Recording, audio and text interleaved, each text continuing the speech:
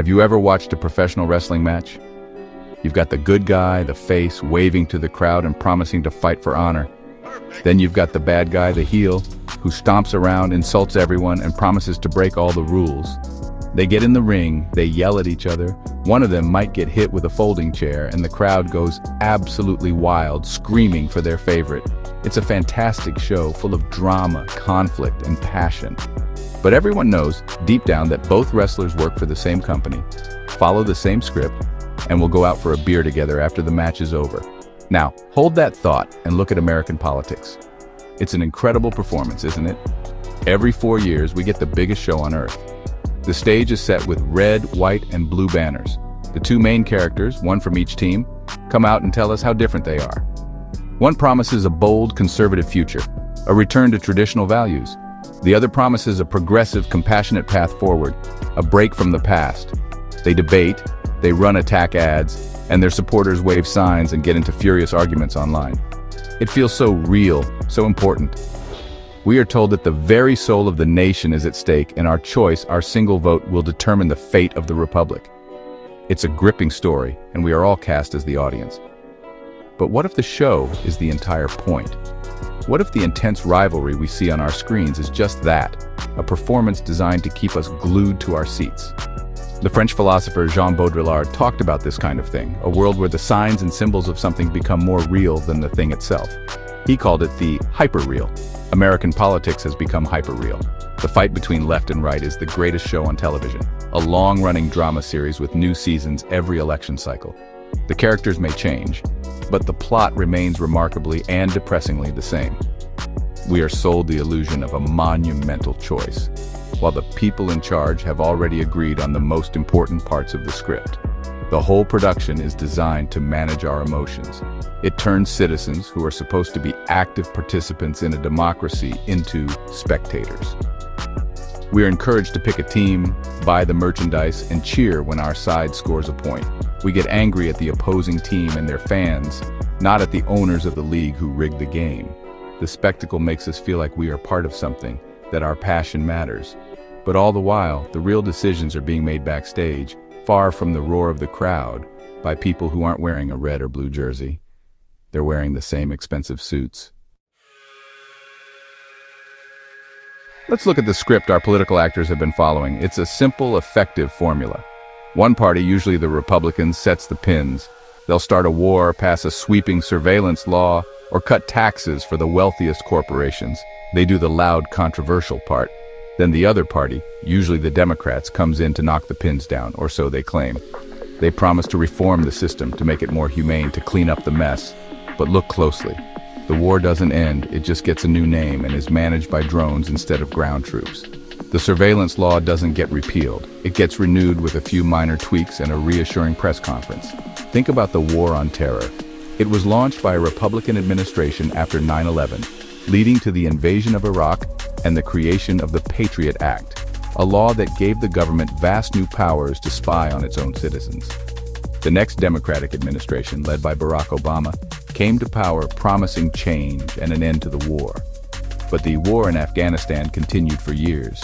Drone strikes dramatically increased, and the Patriot Act's surveillance powers, like Section 702 of FISA, were repeatedly reauthorized with bipartisan support. In 2024, a Democratic president signed a bill to extend those very spying powers again, proving the script never really changes. It just gets a new director. The same pattern holds true for the economy. We hear endless debates about economic philosophy, about helping the little guy versus unleashing the free market. Yet when a banking crisis hits, both parties rush to bail out the same massive financial institutions. The national debt, which both sides claim to be deeply concerned about, continues to climb to astronomical heights regardless of who is in the White House or Congress. It surpassed $34 trillion in 2024. Why? Because both parties fundamentally agree on the big stuff: massive military spending, corporate subsidies, and a financial system that benefits the very few at the expense of the very many. The arguments are just about how to decorate the cake, not about changing the recipe. Even on social issues where the fight seems most vicious, you see this dynamic. Take the recent bipartisan push to ban a social media app like TikTok. Both parties, in a rare moment of public unity, framed it as a vital national security issue. They claimed to be protecting Americans from foreign influence and data collection. But it also conveniently set a precedent for the government to control speech platforms when it feels threatened. They created a problem, foreign spying, to sell a solution that expands their own power over what we can see and say.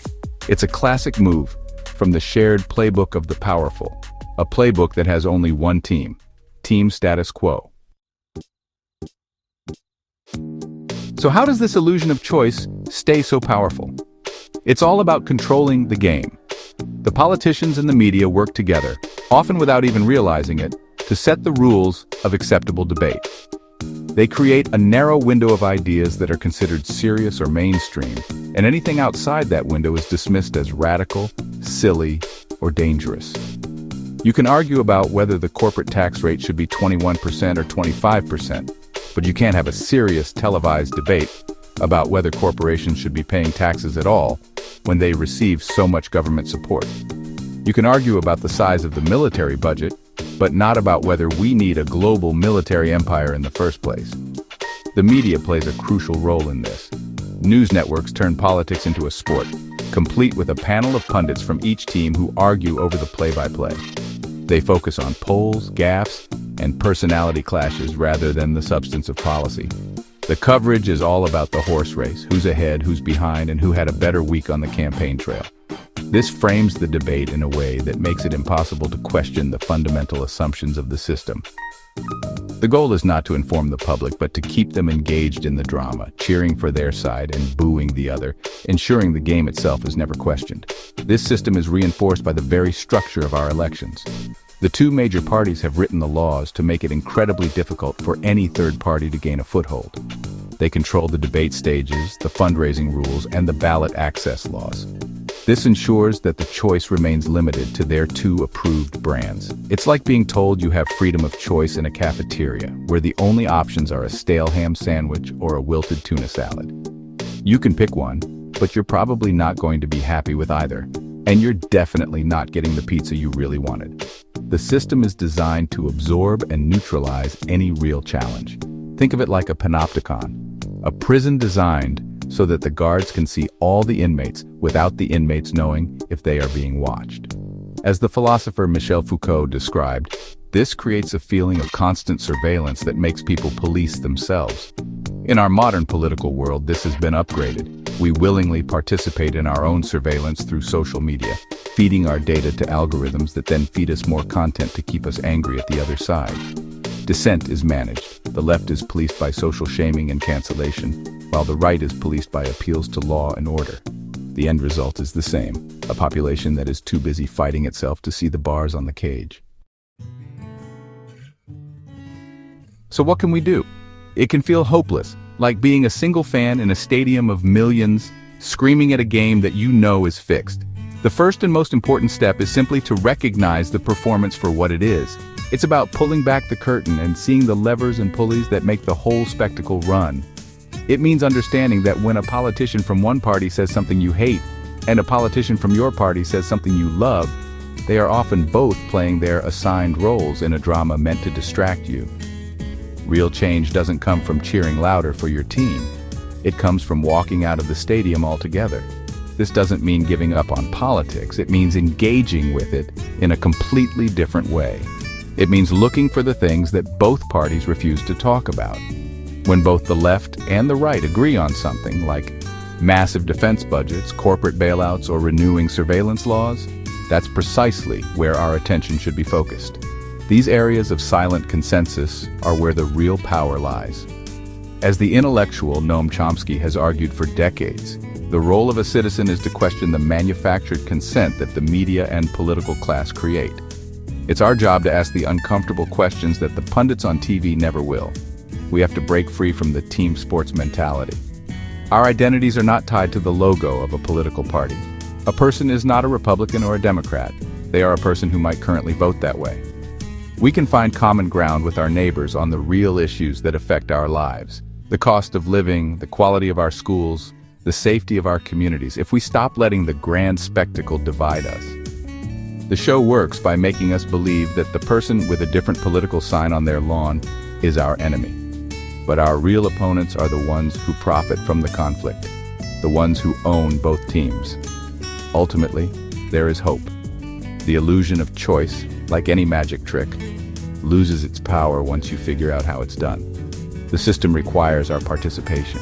It needs us to believe in the drama, to get emotionally invested in the fight, and to keep tuning in. The moment we stop being a passive audience and start becoming active, critical citizens, the entire stage begins to wobble. Real change isn't about getting the right actors to read a slightly better script. It's about writing a whole new story for ourselves, one that is based not on spectacle and division, but on genuine democracy and the shared interests of ordinary people.